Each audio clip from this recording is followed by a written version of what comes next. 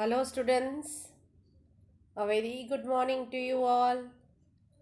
Today, moving ahead with chapter 12 that we began yesterday, that is our history, part 2. Yesterday, we saw about the glorious past. Okay, India has a glorious past, beautiful history, a wonderful history which we are going to learn nearly about 5,000 years past. Okay, history. Our history is broadly divided into three parts as we discussed yesterday. The ancient period, that is from prehistory to around 700 CE, then the medieval period from 700 CE to 1750 CE, and the modern period. Okay, yesterday we had studied about the ancient period, that is olden days. Historians are the people who study and tell us about what was there. Tell us about there was a advanced civilization. Yesterday we studied about the Indus Valley civilization. Okay, there was a Indus Valley civilization which was nearly 2500 CE ago. That is now it is in present Pakistan today. Okay, Harappa, it is also called Harappan civilization because it was the first city that was discovered from this civilization. Another important city that we discussed was the Mohenjo-daro. Okay, the Mohenjo-daro was another important city that was discovered in this region. The Indus Valley civilization is stretched. Okay, we saw in the map given on page number 78 of your textbook. Okay, now after the ancient period, we move ahead with the next period, that is medieval period. Okay, medieval period. By the end of the 7th century, I repeat, by the end of the 7th century CE, the rulers of Central Asia became very powerful. The rulers became very powerful. They were attracted to the wealth of the Indian kingdoms. India, as you all know, was a very rich country, very powerful rulers. Okay, some historians call our period as the golden age of the ancient India. A lot of progress took place in the ancient period. So, the rulers of Central Asia, they were very, attracted towards the wealth. In olden days, our India was called Sone ki Chidiya. Why? Because it was a very rich country under the powerful rulers. Now, Muhammad of Ghazni and Muhammad Ghori. I repeat, Muhammad of Ghazni and Muhammad Ghori attacked the kingdoms in India and looted their riches. All the wealth they looted. Who attacked? Muhammad of Ghazni and Muhammad Ghori. They both attacked the kingdoms, and what did they do? They looted all the riches, all the wealthy things, the gold and the silver and all valuable things they looted from India. In 1206 CE, Qutbuddin Aibak became the ruler of North India. I repeat, in 1206 CE, Qutbuddin Aibak became the ruler of North India. He founded a new empire. Called the Delhi Sultanate. So, who was the founder of the empire? Qutbuddin Aibak. Okay, this is the North India. He was the ruler of North India who founded a new empire called the Delhi Sultanate. He was followed by, means after him. First he was the ruler. He founded the city, that is Delhi Sultanate, new empire. Now it was followed by powerful rulers like, means after Qutbuddin Aibak, who became the ruler? Iltutmish. After that, Razia Sultan, Balban, and Alauddin Khilji. So these people ruled after Qutbuddin Aibak. Qutbuddin Aibak was a ruler of North India who founded a new empire called Delhi Sultanate. Delhi Sultanate was founded by Qutbuddin Aibak. After him, the rulers that came and ruled were Iltutmish, Razia Sultan, Balban, and Alauddin Khilji. When the Delhi Sultanate declined, what is the meaning of declined? Means nearly came to an end, about to come to an end. When Delhi Sultanate declined, North India was divided into many small kingdoms. When Delhi Sultanate declined means when the rulers, the power was declined, means almost came to an end. North India was divided into many small kingdoms. Means all took their own piece of land and started ruling. Babur came to India in 1526 CE and defeated these kingdoms in battle. Defeated these kingdoms means which kingdoms? The kingdoms which are divided into small parts after Delhi Sultanate declined. The Babur came and defeated. He fought the war and won and defeated the rulers ruling over there, laying the foundation of Mughal rule in India.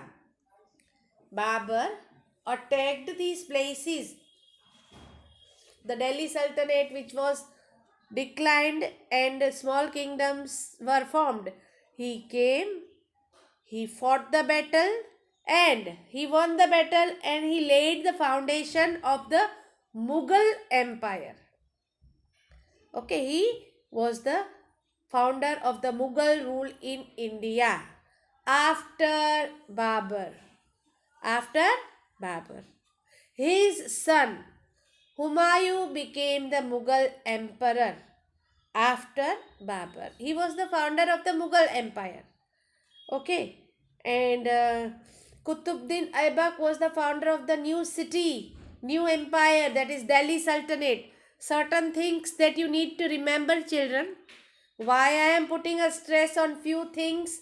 Because you need to remember certain things, important points of the medieval period. Okay, like we did in the ancient period, same way we are studying about the medieval period also. So certain things that we need to take care of are the founder of the Delhi Sultanate, that is Qutbuddin Aibak. Okay, he was the founder of the Delhi Sultanate. Same way, when Delhi Sultanate declined, means got over the rulers that who ruled in Delhi Sultanate were Iltutmish, Razia Sultan, Balban, and Alauddin Khilji. After their rule declined, the North India was divided into small kingdoms and started ruling. Now Babur came to India. Babur came to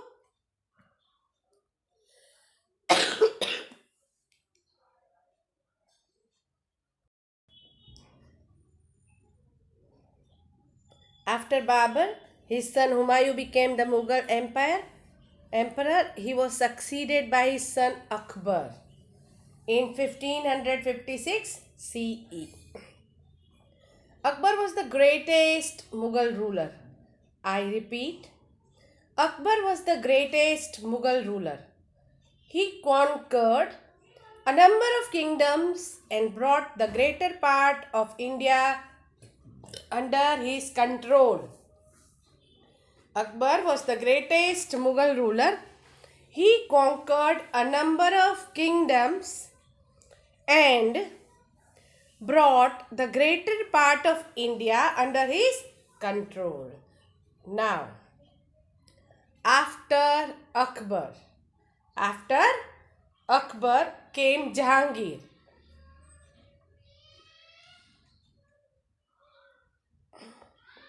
After Akbar came Jahangir.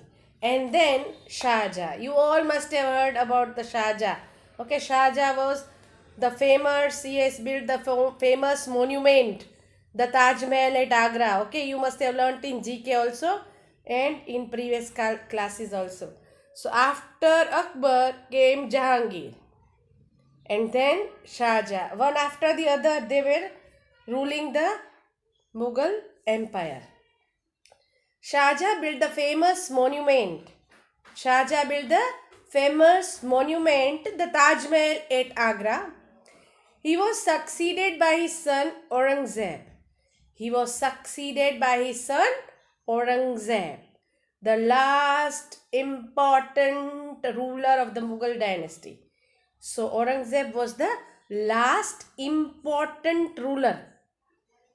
The rulers who came after Aurangzeb, I repeat, the rulers who came after Aurangzeb, called the later Mughals, lost their power gradually.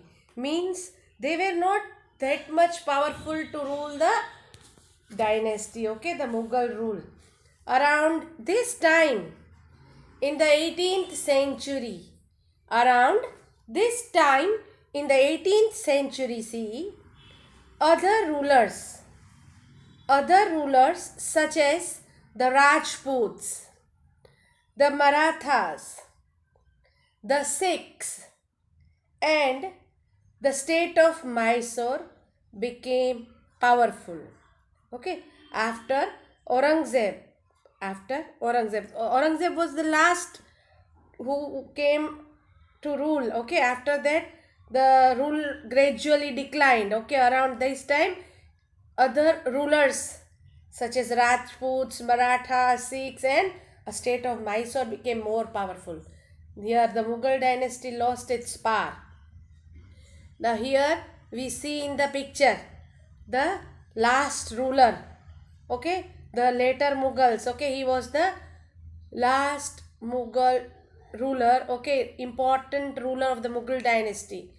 So the person who ruled last. Okay, now we can also see the picture of the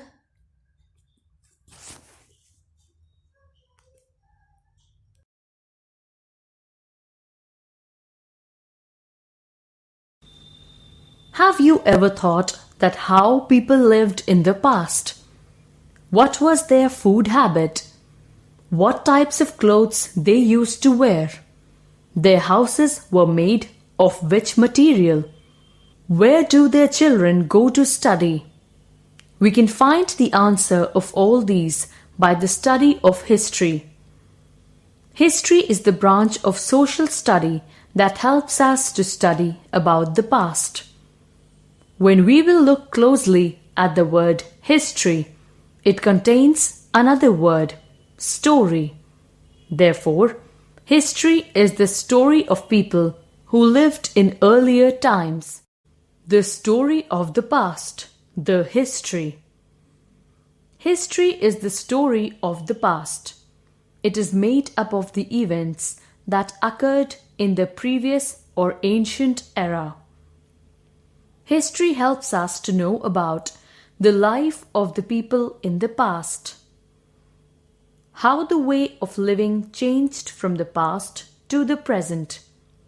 The study of the past is important because it helps us to understand the present. Since history is a continuous story or series of events, the present is difficult to understand in the absence of past, as we have to first understand the numbers before going for any addition or subtraction. The India in which we are living was not as same in the ancient era. There were various events in the past that gradually changed the way of living and other habits of the people. We can divide our history of India into three main areas: ancient India, medieval India, and modern India. Ancient India. Ancient India has a long-lived civilization and culture. It covered several countries, including our present India and neighboring countries like Pakistan and Bangladesh. The civilization of ancient India is known by many names, such as Indus Valley and Harappan Valley civilization. It began around 3000 BCE. The houses made during this period were built of mud, brick, and kin-fired. The most famous sites of this period were the great cities of Mohenjo-daro and Harappan culture.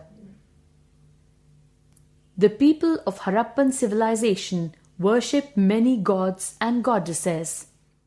Medieval India. Medieval India dates back to the post-classical era.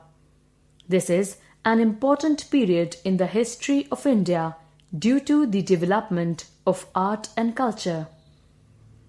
The establishment of Sultanate Empire started the beginning of the medieval India. The administration was divided into central region. There were various kingdoms and their rulers.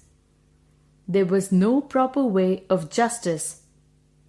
Taxation was more in comparison to the ancient India. There was decline in trade that resulted in the growth of the town. But still it prospered due to trading with the West Asia and the Southeast Asia. The main empires during medieval India were the Rajput Kingdom, the Chola Empire, the Mughal Empire, and the Great Marathas. Modern India. Modern India consists of the entry of British in India, East India Company, and India's freedom struggle. The European trading agencies came to India in the late 16th and 17th centuries. Vasco da Gama came to Calicut, India. This started the beginning of European era in Indian history. The British ruled the India for a period of 2 centuries. They also brought revolutionary changes in the social, political, and economic life. In 1595, the Dutch came to India and formed Dutch East India Company. They started few trade exports and imports at Surat, Ahmedabad, and Cambay. The onset of East India Company led to the decline of the Mughal Empire. Mahatma Gandhi and other freedom fighters to make India independent started the freedom movement of India. He was the most popular leader who started Satyagraha movement, which led to India's freedom.